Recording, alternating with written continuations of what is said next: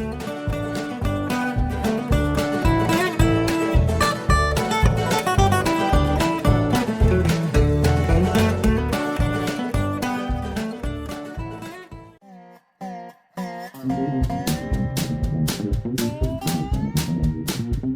guys, welcome back. It is the 16th, May 16th, and we are going to work on buttoning up the rest of the engine. Hopefully I can get it far enough along tonight where tomorrow night we can put it back in. I don't know if we'll get the front end put on or not. Probably not, but because I'd like to have a hand doing that. It'd be a lot easier to get that thing slid back with an extra hand or two, but I'll see who I can recruit.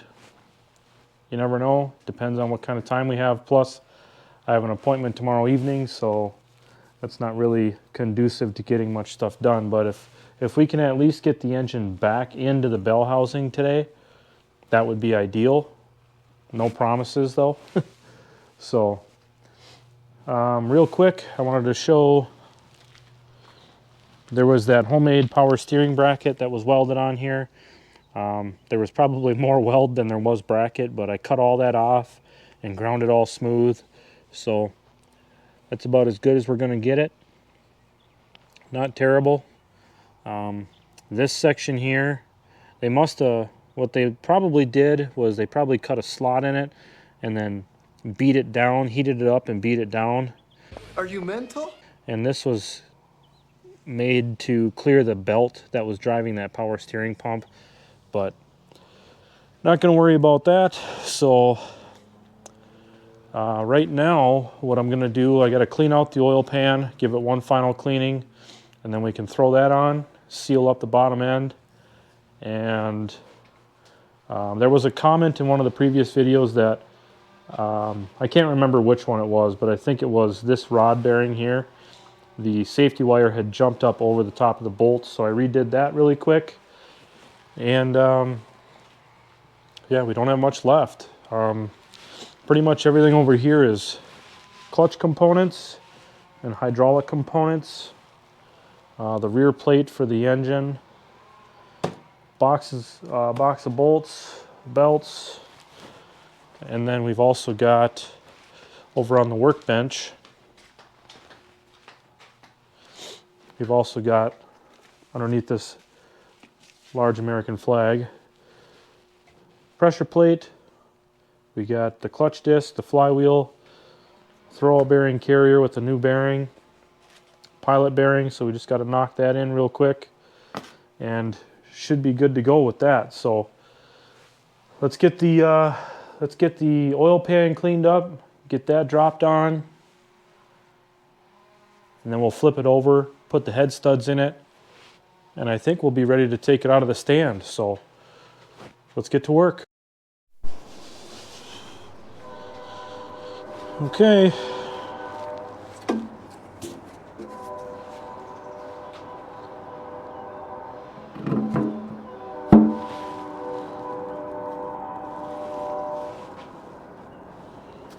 Here we go. Now it's just a matter of putting all these in.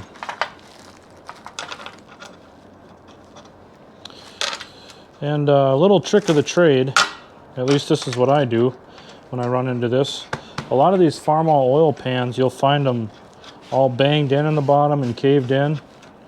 What I do, now this is just me, I just take a 4x4 or a large block of wood, stand it up on end and hit it with a sledge, like a 2-pound sledge, and I just keep working my way around until it's mostly worked out. It doesn't really, it ain't perfect, but it's a lot better than it was. This was all dished in, and you know, you lose oil capacity when that happens, folks. I'm just saying. But these are all going to go back in and hopefully not create any issues. These are all the original bolts that were in it, so each one of them was sandblasted and cleaned, and a lot of work, but Well, one of these has to come back off actually because it's got the breather tube that goes to it. I think we got a little bit of, there we go.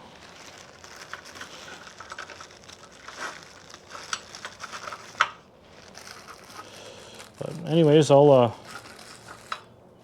finish putting these bolts in and then tighten everything down, and we can throw that breather tube on real quick. It goes right over here on this side. I think it comes down probably to this bolt here. So we'll do that, and then the bottom end is sealed up, and we can throw the head studs in it, and I think we can take it off the engine stand. And well, before we take it off the stand though, I'm going to clean out the bell housing and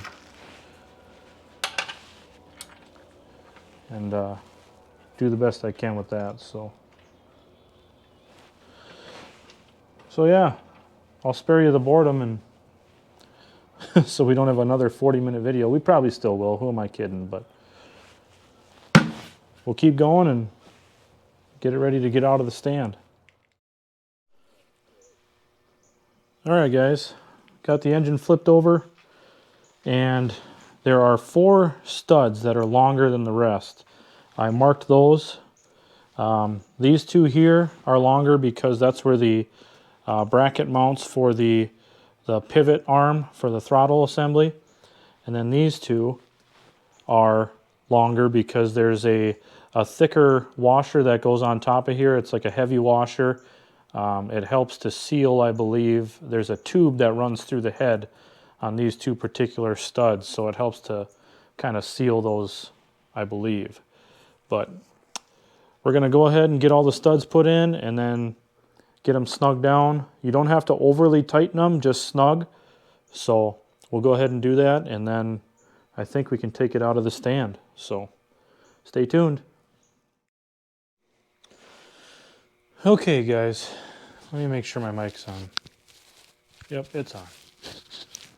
So you're probably not going to be too enthused with me, but I had to get some work done off camera. Forgive me, but if you need instructions on how to put the rear plate on, the flywheel, and the clutch, as always, reference Squatch's channel. Otherwise, you can always look at the H restoration or the Farmall M restoration, or wasn't really a restoration, but engine rebuild, because I covered it in both of those. So essentially, what you've got on the rear plate is there's a gap guard at the bottom, and there's a gasket behind that. That's held on by 3 bolts. And then the plate itself is held on by, I believe, 8 bolts all the way around. It bolts right to the back side of the engine block. But before we did that, if you guys remember, we had that expansion plug that had to go in the back side of where the camshaft bearing is. We inserted that. I did put some RTV around it just to help seal it, and then you just give it a couple smacks in the center with a large drift, and that flattens it out and expands it into the hole. From there, put the flywheel on. It can only go on one way. There's 4 bolts and then 2 pegs or centering studs, I guess you could say, but they're drilled off center, so you can only put it on one way, which is a good thing because you don't want to sit and wrestle with this thing because it probably weighs well over 100 pounds. I don't have a scale to weigh it, but that would be my guess, would be somewhere between 100 and 125 pounds. The clutch itself, you'll need the clutch centering tool. That goes into the splines, and then it engages into the pilot bearing, which is exactly where, if you guys can see the end of the drive shaft here, that's where that rides. So it looks just like this on the end of the drive shaft with the splines. Insert it into the pilot bearing, center your disc, and then you can bolt your plate up. Now, there isn't a torque spec for the rear plate or for the pressure plate that I could find. The flywheel itself is 90 foot-pounds, and they're all the same size bolts between the pressure plate, the flywheel, and the rear engine plate. So I torqued them all to 90 pounds. Now, there's some math you can do to determine, coarse and fine thread, whether or not the size of the bolt matters, the grade of the bolt. I go off of grade 5 specs because most of these bolts are right around that strength. So 90 foot-pounds is what I torqued all of them to. And I spent some time, let me swivel my light around. I spent some time cleaning out the inside of the clutch housing. It isn't perfect, but there was all kinds of stuff in here, chunks of birds and all kinds of weird dead insects. And actually, if you see this little shiny spot right here, that's where I believe the nose cone that we found inside here got wedged in between the flywheel and the clutch housing there. So somebody oh, look at that, my light died. Great. Just when I need it most, because I'm going to be working inside here. But that's okay, I got more lights. So anyways, my guess is from the research I've done is people who use a 6-volt starter with a 12-volt battery, if they're really hard on them, those starters can fling out really, really quickly. The Bendix can fling out and actually break the nose cone off the end of the starter housing. So that's what we found inside here, was that chunk of that nose cone. My guess is that's probably what happened, but I've been running a 12-volt battery on 6-volt starters for years and years and years, and I've never had one break. So could just be a fluke thing, could just be, somebody was really hard on it, or maybe the starter was dropped at one time and the nose cone had a slight crack in it, and that's that 12-volt power just is what did it in. Who knows? But yeah, so got it out of the stand, and I kind of got it sitting on some blocks and jack stands right now. It's still supported by the engine hoist for safety, but it's a lot easier to set this thing down and have it on a base and put that flywheel on than it is to have this thing in the air swinging, because it's just, trying to put that 100 and some odd pound flywheel on is a nightmare. And then torquing it too, if it's sitting down on something, it's a lot easier to torque this thing than it would be if it was up in the air. So anyways, let's see if we can't get this thing slid together. I still got to put, the clutch components in here yet. Trying to remember the order of operations here. I know I got to put the carrier, the throwout bearing carrier, and the shaft that it rides on. I have to put that in. But I think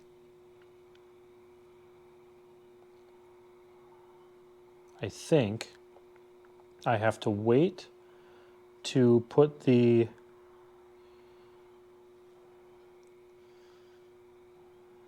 I can't remember. I think I have to wait to put the, or maybe I can put the clutch cross shaft and fork in. I just can't, obviously I can't hook up the clutch linkage to the pedal. We'll give it a shot, because it sure would be a heck of a lot easier to put it together with the front end open than to do it laying down. So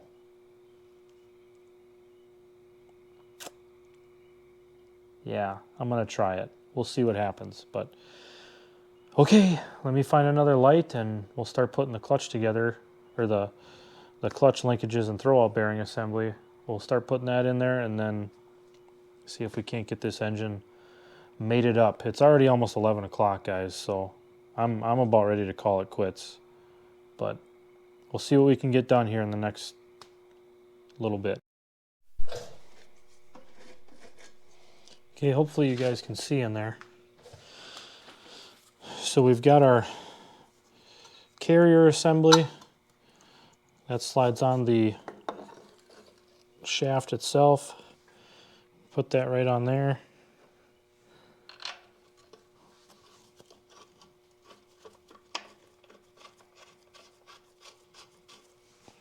just like that.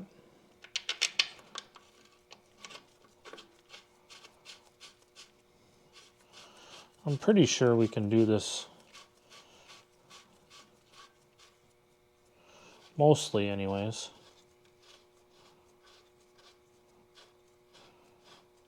I think I have to leave the spring disconnected, the return spring, and then I can't remember, but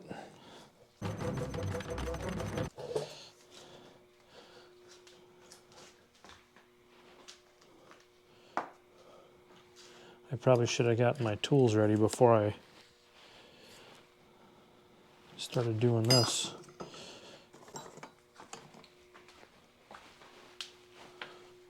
Yeah, I think it's 5/8.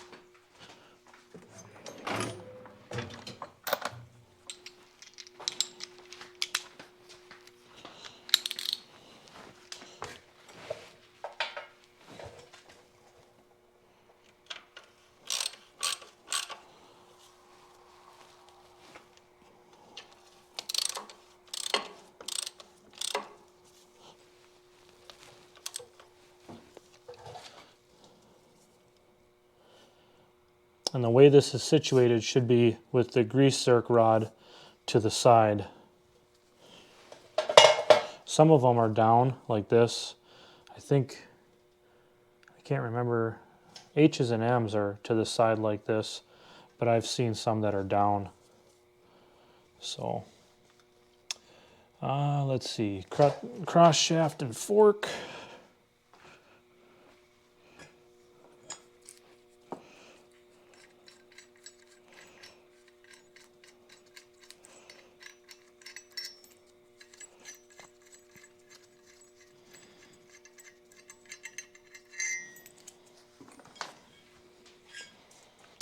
And I think go just like this.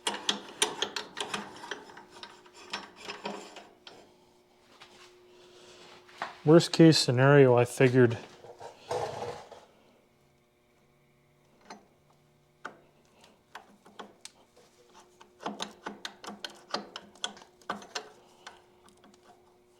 okay, that's what I don't want to happen, is to have to monkey with that thing.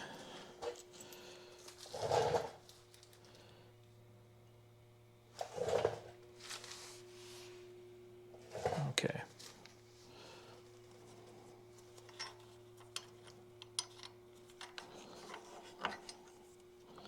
Let's see here.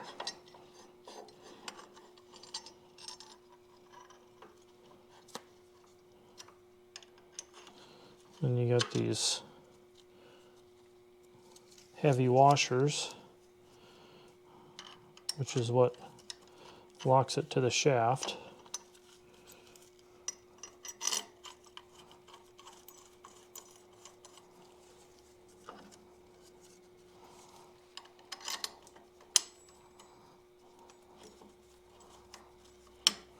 Let's see if I can get by without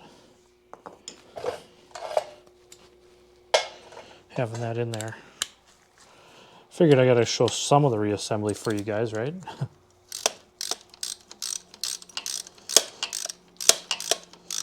Oh, and earlier, if you guys were wondering if I had to pull the oil pan back off, just like I had to pull the timing cover off yesterday, I did. Because there's an oil tube. I think it's just a drain tube. I don't believe it's a pickup for the oil filter. That wasn't in the block. It was in the mess of stuff with the head studs, and I found it in there. Oh, well, pardon me, Mr. Perfect.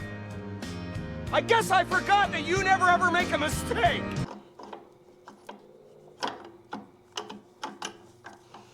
There we go. And there's plenty of grease inside these journals, so we don't have to worry about that. And I think I have to leave the spring off. Actually, I shouldn't have to.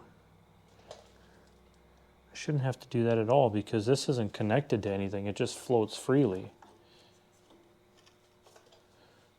So I think that should be okay if I put the spring on.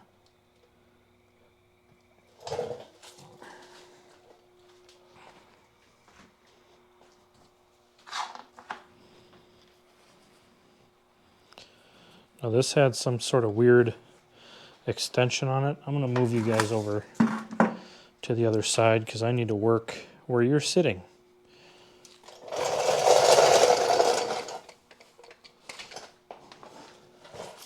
But there's no good way to do this.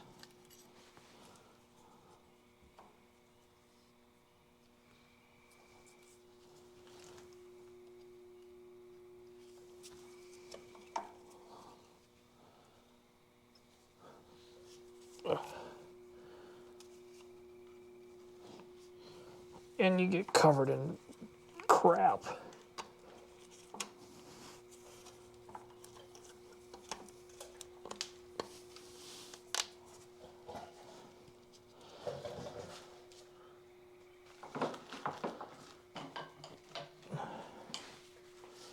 See if I can help it along here.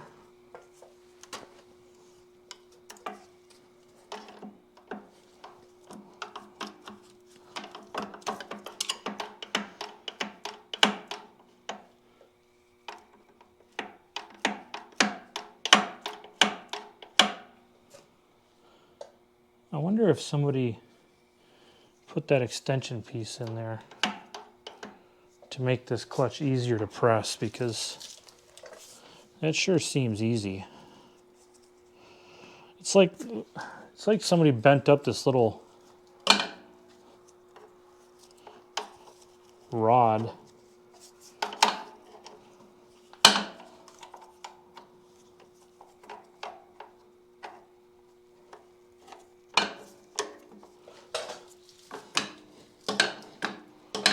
Well, that wouldn't have anything to... Sorry, didn't mean to kick you. That wouldn't have anything to do with the pressing on the clutch, because that's all taken care of with the clutch fingers and the springs in the clutch, not in the return spring for the pedal. Man, that pedal has a lot of flop to it, but nothing we can do about that. So you see that a lot, though. These pedals are so worn out. Squatch had to, I think he bushed his pedal, if I remember correctly.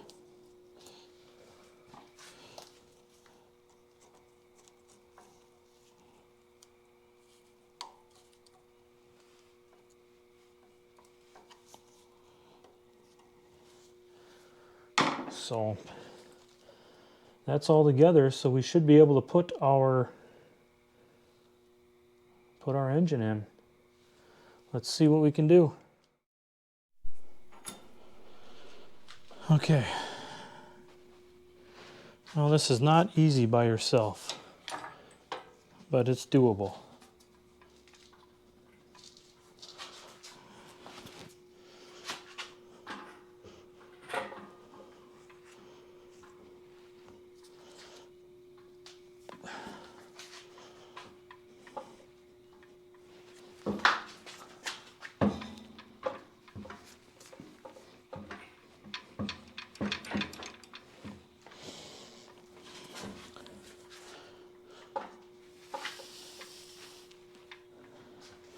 The hard part is you got to get the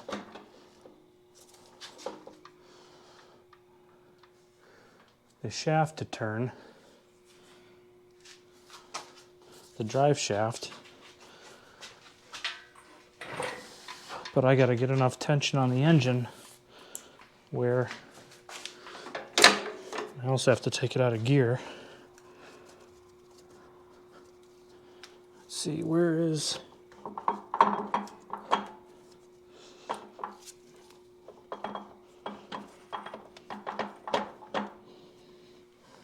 Got a little too much height on it.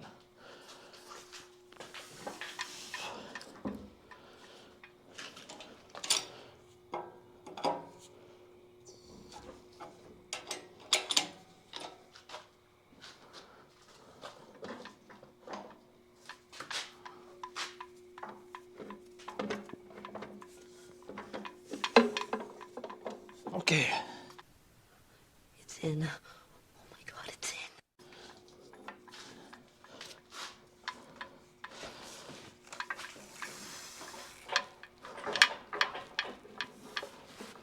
Got the gas line jabbing me in the chest.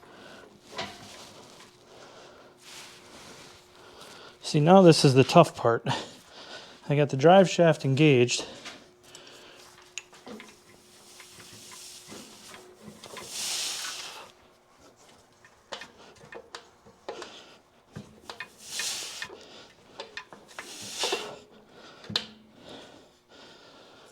But I can't. Yeah, this is a lot of fun by yourself.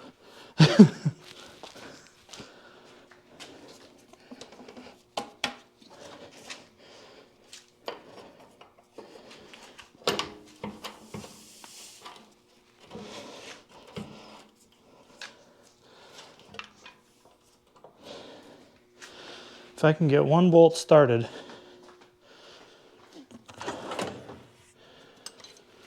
whew, then I can get the other one. Wrong size. I think I got this one started, so.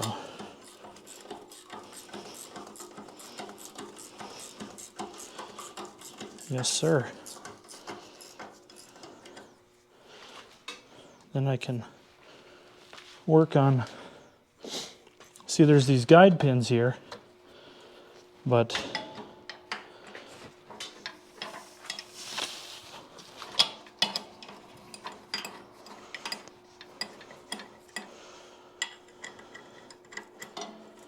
I also don't want to drop this thing on my foot, so there's that. Here, let's move you guys over here.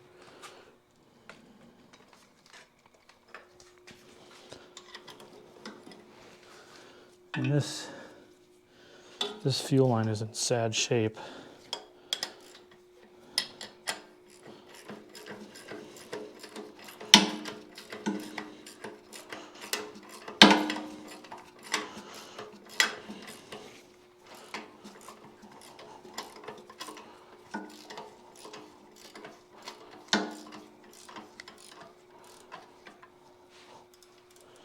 Before I get these tight, I want to make sure I can tap these guide pins in. That way we know if the motor is, the engine is square.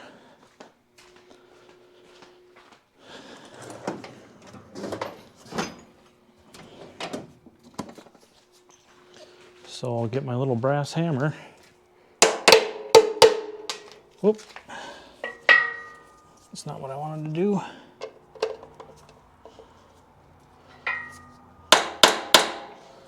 Okay, so that one won't go in. Let's try and put a little tension on it.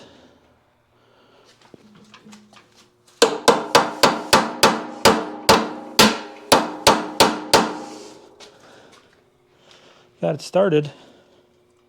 I'm sure my neighbors love me right now at 9 o'clock or 11 o'clock at night. Okay, that one's in.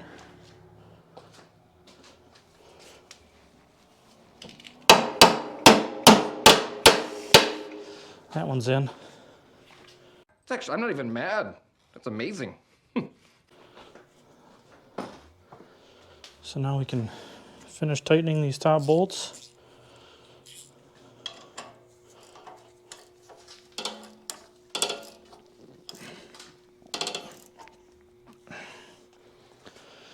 And we should be good to go.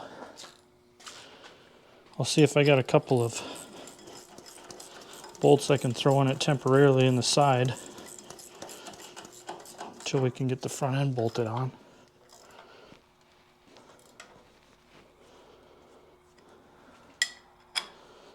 I don't want to leave it hanging just by those two. I have, but I'm not proud to admit it. Let's see if I can find... I don't know if I have anything that big, that's the problem.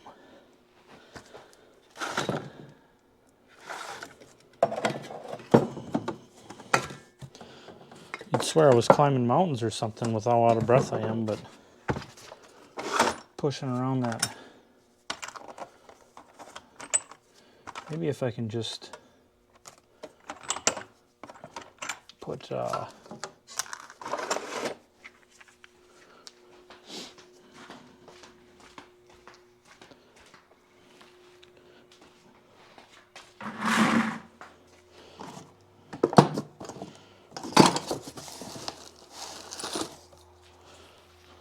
like this.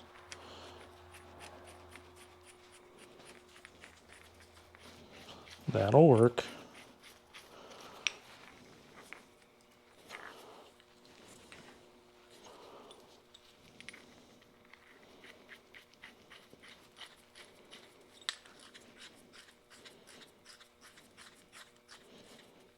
One for each side, maybe. Only I gotta clean the threads on them. Let me clean these threads and I'll get back to you. Okay, well, the engine's back in, so that's a start. And just to recap, the 2 bolts I was tightening are these 2 right here, if you can see them. One here, one over there. That goes directly into the back of the engine block. Then I've got 2 in the bottom, right here. These are the guide pins I was talking about. One lower on this side, on the distributor side. And then there's one upper on this side here. Now, if a guy was smart, what he would do is he'd make, out of maybe like a 6-inch bolt, he'd make a guide pin that goes in there. But I've yet to do that, and I've had this engine out, I've had the H engine out, I've had the M engine out, so maybe one of these days I'll learn, but probably not. Idiot. But I'm delirious. It's 11 o'clock, 11:15 at night, so I've been working on this for a good 4+ hours now tonight, so we got it back in, clutch is in, linkages are in. I suppose we could test the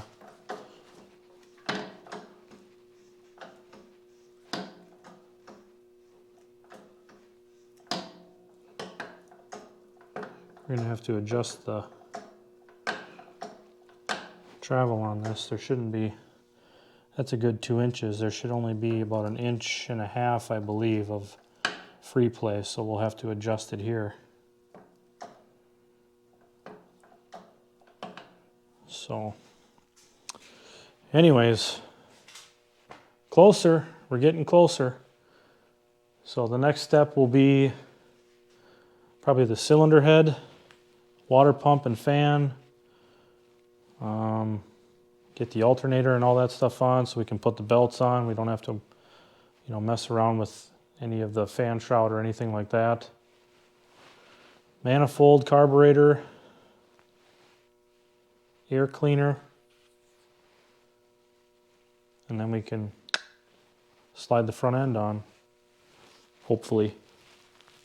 That's not gonna, it didn't come off easy, and I don't anticipate it's gonna go on easy either, so especially if I'm by myself. So, oh, we gotta put the starter in yet too, but that's not a big deal. And then, I'm tired of tripping over this darn thing. So we're gonna have to disassemble that and clean it. And yeah, not looking forward to to doing that because that thing is filthy and it needs new hoses, and I mean this thing is in well-used shape, we'll say. But that's gonna do it. I think we'll stop the episode here. Oh, we gotta put the belly pump in too yet. So I think we're gonna stop it here, and that's good progress. The engine's back in, so, and I'm gonna leave the oil pump or the oil filter assembly off